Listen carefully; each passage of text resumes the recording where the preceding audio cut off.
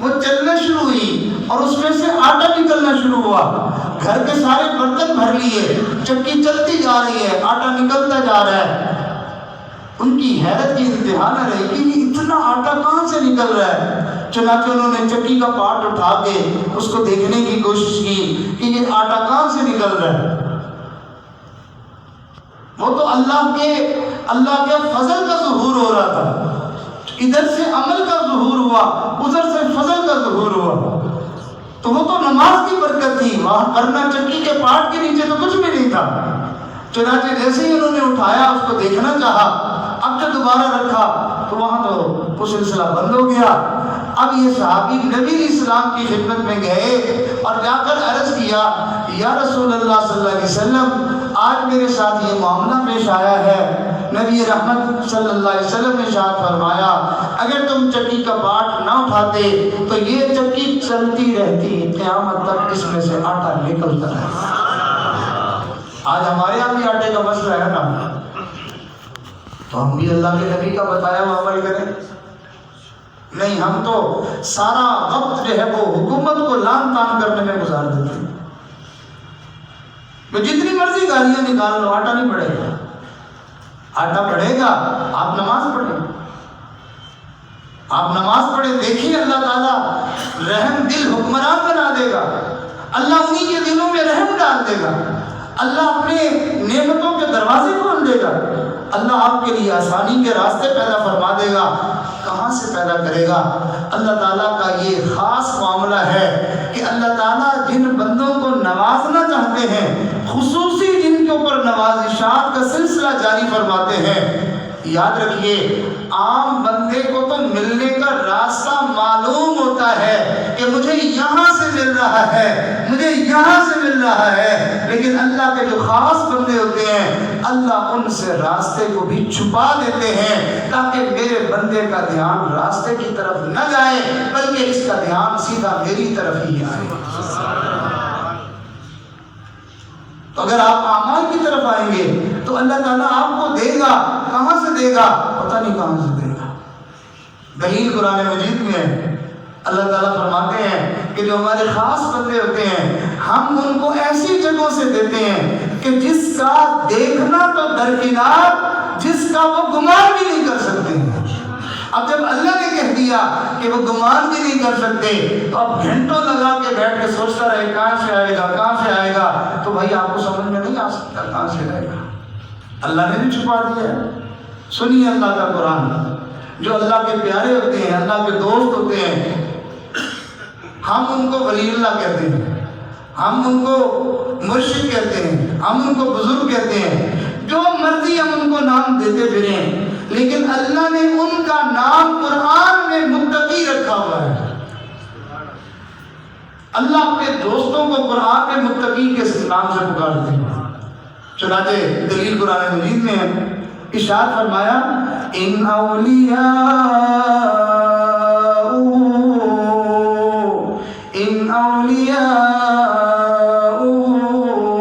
الا المتقون. اللہ کا ولی کوئی نہیں ہوتا سوائے متقیوں کے. یہ متقی ہی اللہ کے دوست ہوتے ہیں بس. دوسری جگہ اللہ تعالیٰ قرآن میں کہتے ہیں کہ متقی لوگوں سے اللہ محبت کرتے ہیں. تیسری جگہ اللہ فرماتے ہیں کہ قیامت کے دن کوئی بھی پل صراط کو پار نہیں کر سکے گا سوائے میرے متقی بندوں کے. متقی جو ہے وہ پار کر جائیں گے. اور ایک جگہ اللہ ارشاد فرماتے ہیں, ہم کسی کا عمل قبول نہیں کرتے سوائے متقیوں کے. یعنی ہم اپنے یاروں کا ہر عمل قبول کر لیتے ہیں. وہ چھوٹا عمل کریں ہمیں پسند ہے, وہ بڑا عمل کریں ہمیں پسند ہے. تو ہمارے دوست جو ہیں وہ متقی ہیں.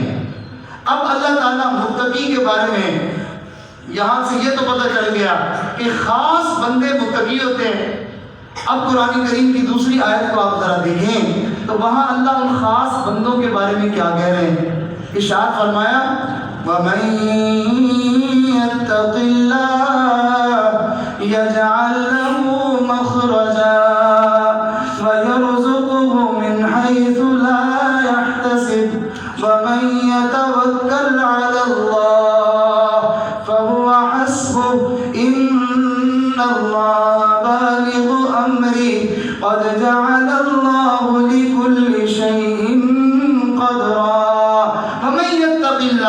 شخص تقوی اختیار کرے تو ہمارا خاص ہو جائے گا. اللہ پھر اس کو آپ کیا کریں گے؟ فرمائے یجعل لہ مخرجا، جس تنگی میں لوگ اس کو ڈال دیں گے ہم ہر تنگی سے نکلنے کا راستہ اس کو دے دیں گے.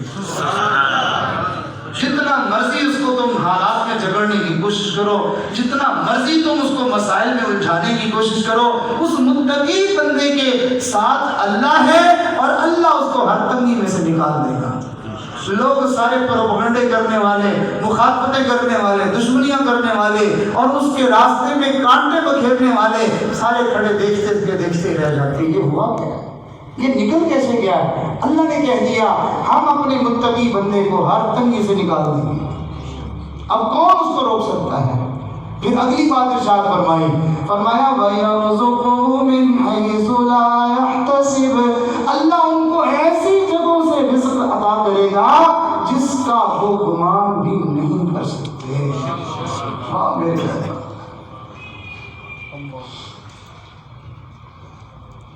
تو انسان کو کامیابی اعمال سے ملتی ہے. کس سے ملتی ہے پیارو؟ جب اعمال سے کامیابی ملتی ہے.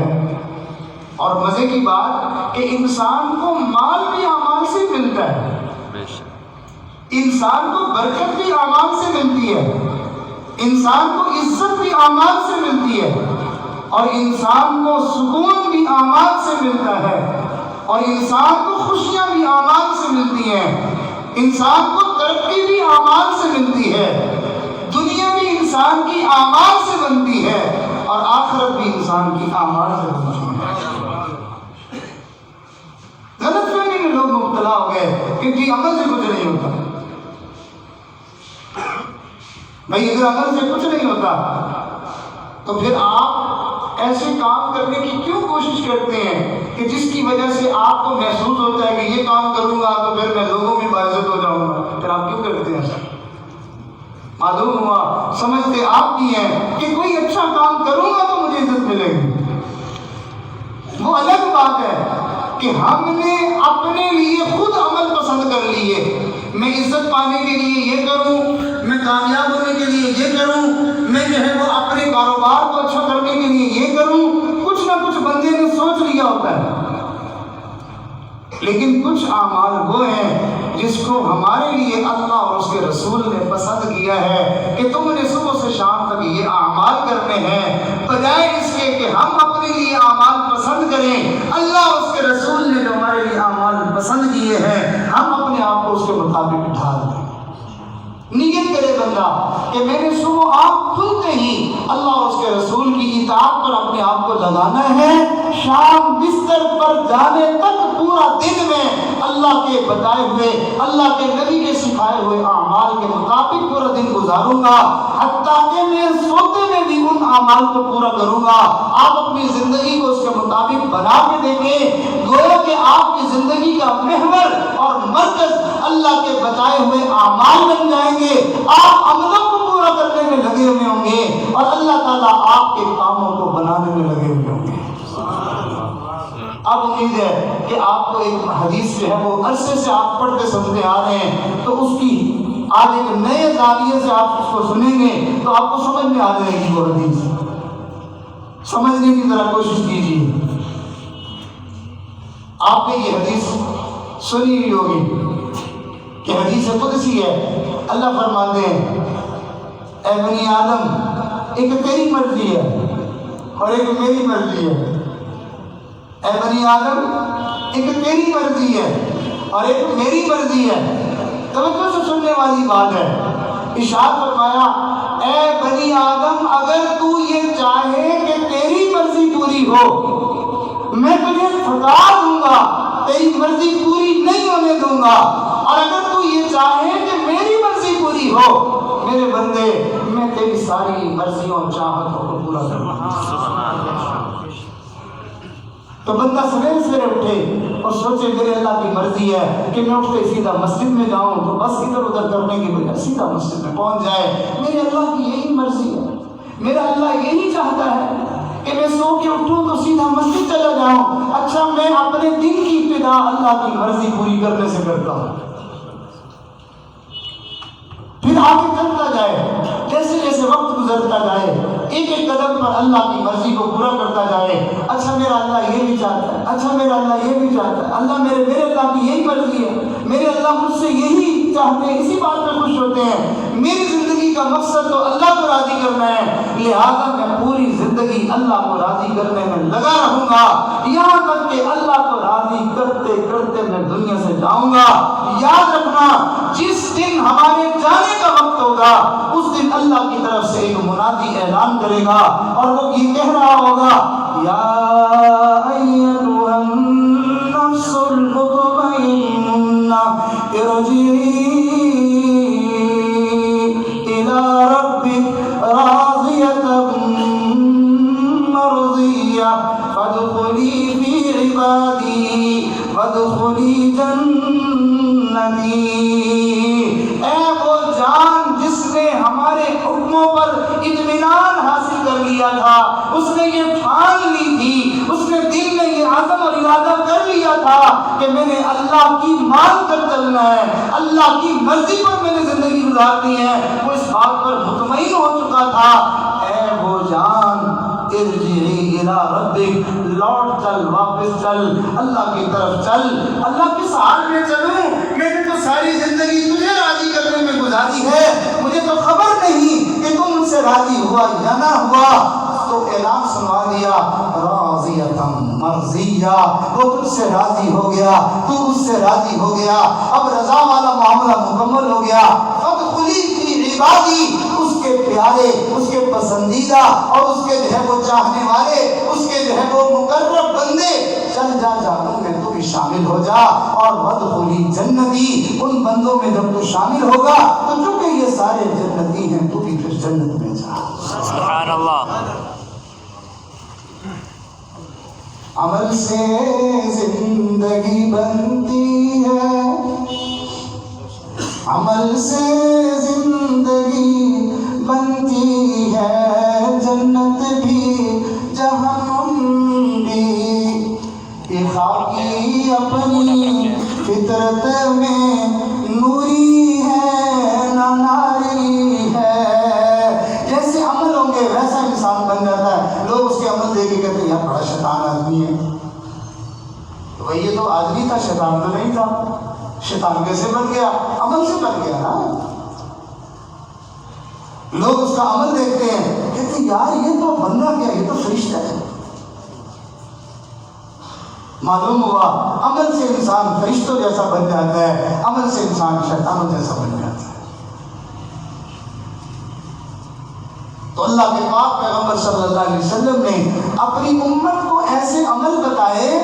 توجہ سے سننے والی بات ہے، اللہ کے نبی نے اپنی امت کو ایسے عمل بتائے کہ وہ فرشتہ نہیں بن جاتا، فرشتوں سے بھی آگے نکل جاتا ہے.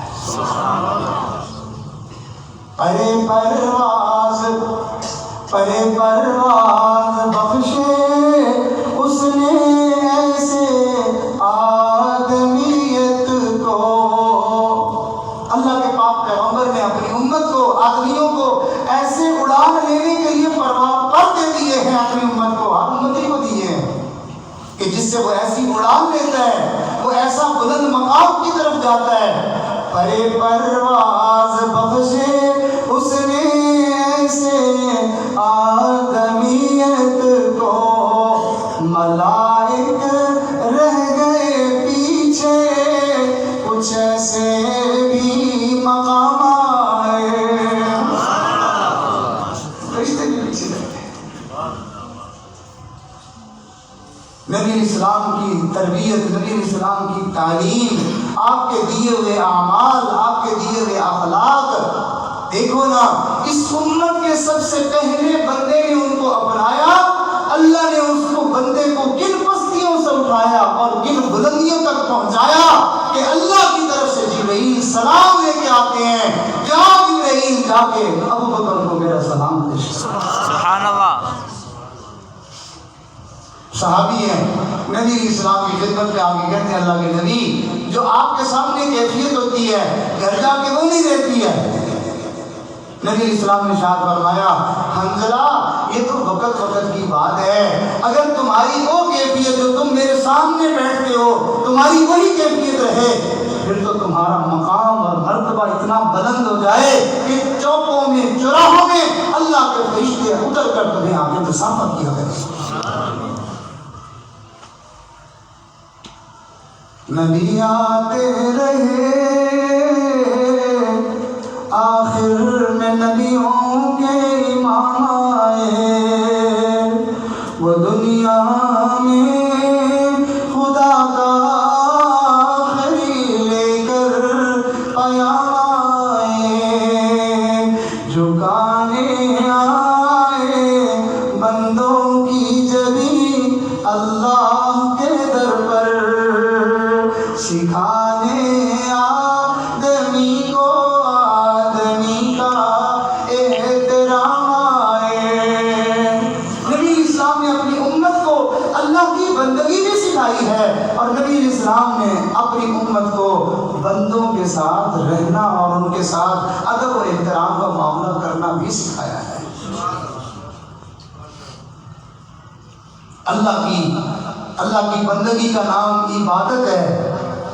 اللہ کی بندگی کا نام بولیے بھائی، اللہ کی بندگی کا نام عبادت ہے، اور لوگوں میں رہن سہن جو نبی اسلام نے سکھایا اس کا نام معاشرت ہے۔ عبادت بھی ضروری ہے، معاشرت بھی ضروری ہے۔ نبی اسلام نے ارشاد فرمایا جو آدمی میری لائی ہوئی معاشرت کو، میرے لائے ہوئے اخلاق کو، میری لائی ہوئی تعلیمات کو اپنا لے گا، کل قیامت کے دن اس کے نامہ اعمال میں سب سے زیادہ وزنی اس کے معاشرتی اعمال ہوں گے، یعنی اس کے اچھے اخلاق ہوں گے۔ ایک مرتبہ نبی اسلام نے ارشاد فرمایا جو بندہ لوگوں کے درمیان اچھا رہن سہن سیکھ لے، میں مفہوم عرض کر رہا ہوں، نبی اسلام نے ارشاد فرمایا جو لوگوں کے درمیان اچھا رہن سہن سیکھ لے، فرمایا وہ آدمی سارا دن روزہ رکھنے والوں، ساری رات نفلیں پڑھنے والوں سے آگے نکل جاتا ہے۔ ہمیں تو تمیز ہی نہیں ہے، ہمیں تو تمیز ہی نہیں ہے، ہمیں تو اپنی ماں سے بات کرنے کی تمیز نہیں ہے۔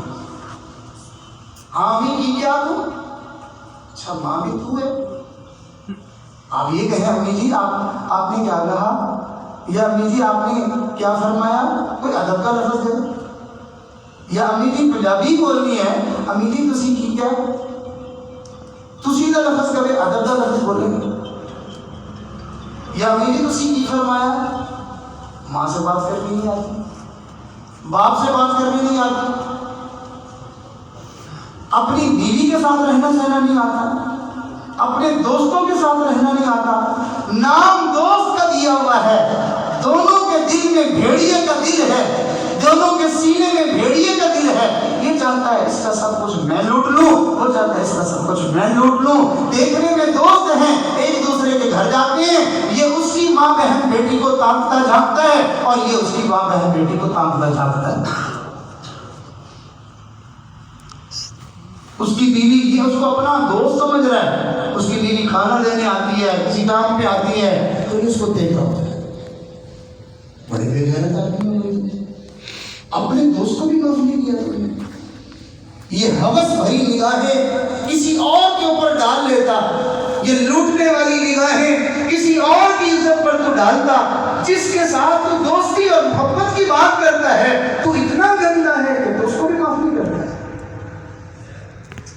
کچھ عرصہ پہلے ہم لوگ سندھ میں تھے تو وہاں کے علاقے کے لوگ بتانے لگے، کہنے لگے کہ ایک وقت تھا یہاں ہمارے بہت حالات خراب تھے، لوگ جو ہے وہ ان کو اٹھا کے لے جاتے تھے اور بہت برا حشر کرتے تھے، ڈر کے مارے بہت سارے لوگ جو ہے وہ سندھ میں اپنی زمینیں اپنے گھر چھوڑ کے پنجاب چلے گئے تھے۔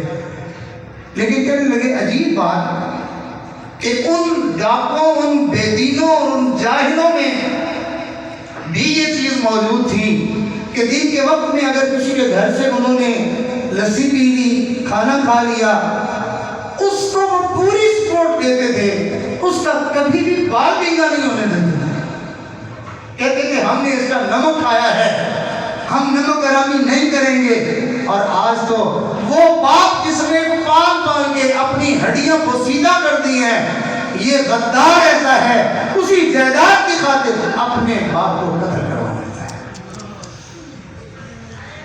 امی بھی بس پیسے چاہیے، میں نہیں پتا، میرے پیسے دے دے، میں نہیں جانتا. یعنی میں ایک ایسا درندہ ہوں کہ میں صرف پیسے کو جانتا ہوں، میں ماں کی عظمت نہیں جانتا، میں باپ کے احترام کو نہیں جانتا. تو یہ تو انسان نہ ہوا، یہ تو خونخوار درندہ ہوا. رسول اللہ صلی اللہ علیہ وسلم ہمیں کیسی اچھی معاشرت دے کے گئے. نبی اسلام دوسروں کے ساتھ کیسا اچھا رہنا سہنا سکھا کے گئے. ہمیں تو اس کی ہوا بھی نہیں لگتی. ٹکے ٹکے کے پیچھے ہم ایک دوسرے کی جان کے دشمن بن جاتے ہیں. بھائی بھائی کا جھگڑا کس وجہ سے ہے؟ پیسوں کی وجہ سے. بہن بھائی کا جھگڑا کس وجہ سے ہے؟ پیسوں کی وجہ سے ہے. ایک دوسرے کو جان سے مار دیا جاتا ہے، کلہاڑیوں سے کاٹ دیا جاتا ہے، کس وجہ سے؟ پیسے کی وجہ سے. اور رسول اللہ صلی اللہ علیہ وسلم نے جو معاشرت سکھائی ہے، ہمارے ایک بزرگ ہیں جن کا نام ہے حضرت امام اعظم ابو حنیفہ رحمۃ اللہ علیہ. حضرت سے ایک بندے نے پیسے مانگے، جی مجھے 50,000 درہم چاہیے. چھوٹا موٹا قرضہ نہیں تھا، اس زمانے کی بہت بڑی رقم تھی.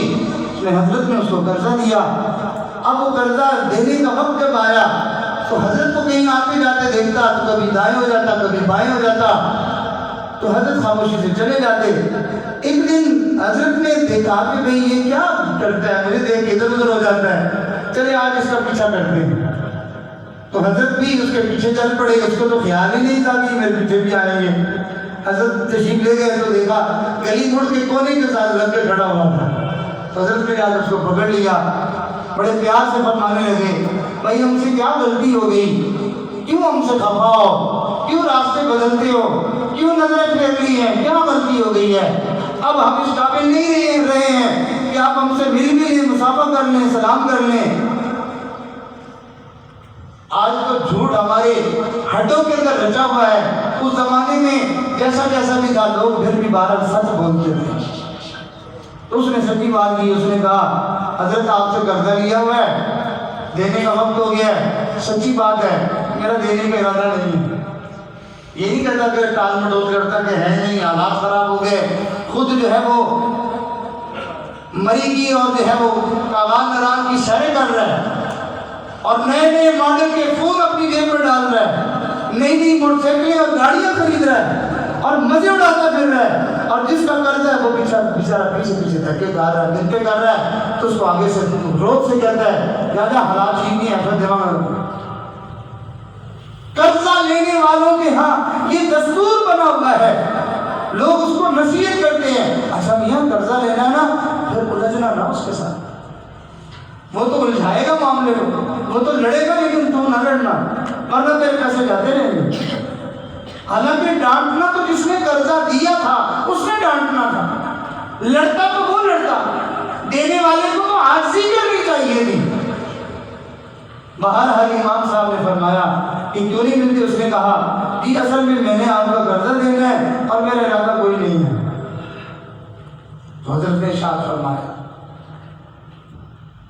بھائی ایسا بھی کوئی ایسی چیز ہے کہ جس کی وجہ سے ہم ایک دوسرے سے دور ہو جائیں؟ کوئی بات نہیں دینا تو کیا ہوا. یہ ہے مسلمانی، یہ ہے مسلمانی. ہم اپنے سگے بھائی کو بھی یوں کہہ سکتے ہیں، ہم اپنے باپ کو بھی کہہ سکتے ہیں؟ نہیں کہتے. لہذا پھر جب نہیں کہتے، رسول اللہ نے جو معاشرت دی ہے جس پر اللہ کی رحمتیں، اللہ کی برکتیں، اللہ کی نوازشات اترتی ہیں، جب ہم نے وہ چھوڑ دیا پھر اللہ کا فضل ہونا بھی ختم ہو گیا. ہمارے جاننے والے تھے، انہوں نے یہ واقعہ سنایا، کہنے لگے کہ میں نے اپنے بڑوں سے سیکھا تھا کہ اپنے والدین کی کسی بات پر کبھی نہ کرنا، اللہ کبھی تمہیں چھوڑ نہیں دے گا. میں نے اپنے بڑوں سے یہ سیکھا تھا کہ ماں باپ جو کچھ کہہ دینا جی ہاں جی کر دینا، اللہ تمہیں کبھی بھی چھوڑ نہیں دے گا. تو کہنے لگا والد صاحب والدہ صاحبہ دونوں میرے پاس تھی اور ہم بہن بھائی سب جو ہے وہ اپنے اپنے گھر والے کام والے ہو گئے تھے، تو اپنا ذاتی مکان کسی کے پاس بھی نہیں تھا.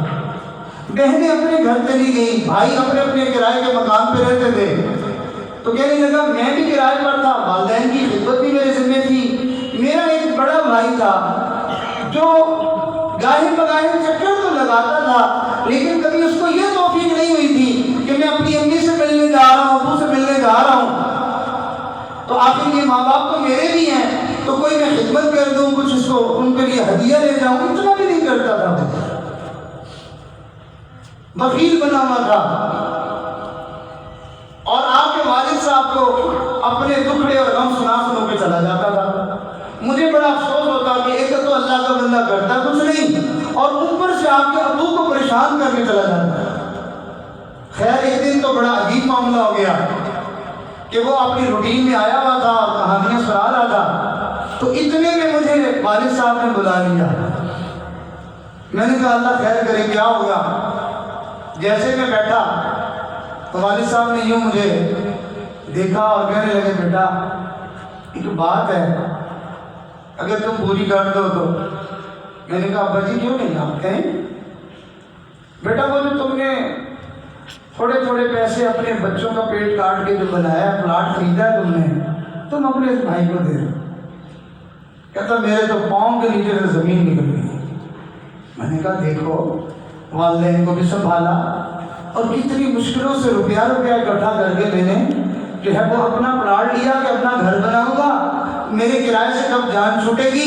والدین نے جو تھے وہ اپنی زندگی تو پوری کر لی، اب آگے میرا معاملہ ہے، بچوں کا ہے، تو میں کیا کروں گا؟ یہ اتنی بڑی بات، ایسے جیسے میرا طور پھوڑ کر گیا، سمجھ نہیں لگ رہی تھی۔ میں نے اپنے آپ کو پوری ہمت قوت لگا کے اپنے آپ کو سنبھالا۔ پھر میں نے سوچا ساری زندگی تو یہی سیکھا کہ ماں باپ کو نانی کرنی، تو اگر آج انہوں نے فرمائش کر دی ہے تو تجھے کیا ہو رہا ہے؟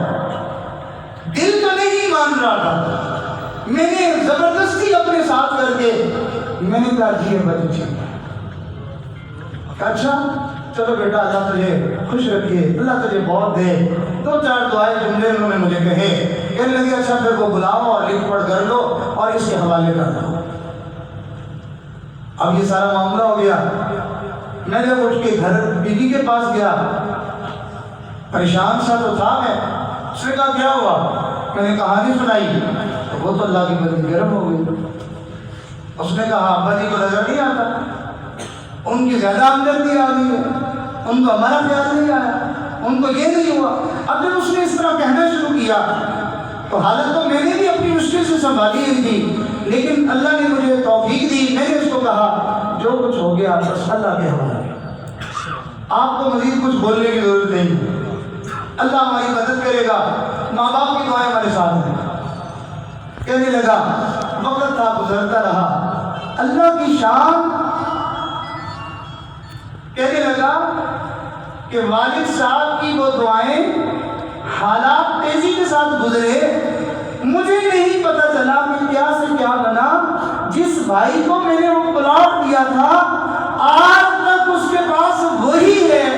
والد صاحب کی دعاؤں کی برکت سے اللہ نے میرے کئی پلازے اور کئی مقام بنوائے۔ یہ رسول اللہ صلی اللہ علیہ وسلم نے اللہ سے دینے کے ہمیں گر بتائے، یہ طریقے ہمیں بتائے ہیں، ان طریقوں کو سیکھنے کی ضرورت ہے۔ اللہ رب العزت رحمتوں والے ہیں، اللہ رب العزت برکتوں والے ہیں، اور اللہ نے اپنی رحمتیں اور برکتیں بانٹنے کے لیے دنیا میں محمد رسول اللہ صلی اللہ علیہ وسلم کو بھیجا، کہ جس کے بارے میں فرمایا وَمَا أَرْسَلْنَاكَ إِلَّا رَحْمَةً لِلْعَالَمِينَ، ہم نے جہانوں کے لیے رحمت بنا کر بھیجا۔ رسول اللہ صلی اللہ علیہ وسلم نے وہ رحمتیں امت میں بانٹی، ایک ایک امت کو انہوں نے نبی بنا دیا، بادشاہ بنا دیا، فرشتہ صفت بنا دیا، بشرطے کہ ان کی تعلیمات کو کوئی اپنانے کی کوشش تو کرے۔ جب وہ اس تعلیمات پر آئے گا تو اللہ اس کو اتنا دے گا کہ وقت کے بادشاہ بھی دیکھ کے حیران ہو جائیں گے کہ اتنا مال پیسہ اس کے پاس آتا کہاں سے ہے؟ ارے نہ صرف ان کو ہی نہیں ملے ملے گا ان کی نسلوں کو بھی ملے گا. صرف ان کی نسلوں کو نہیں ملے گا بلکہ ان کے نام لیواؤں کو بھی ملے گا, ان کے ساتھ تعلق رکھنے والوں کو بھی ملے گا, بلکہ گزرنے والوں کو بھی ملے گا. نہیں سمجھ میں آتی اولیاء کے مزارات میں جا کے دیکھ لو کیا ہو رہا ہے. انہوں نے کس کو کہا ہے کہ یہاں لوگوں کو لاگو جھولا, جس ولی کو دیکھو اللہ نے ان کے لیے رزق کے ایسے دروازے کھولے ہیں کہ ان کی اولادیں جو ہیں وہ عیاشی کرتے ہیں.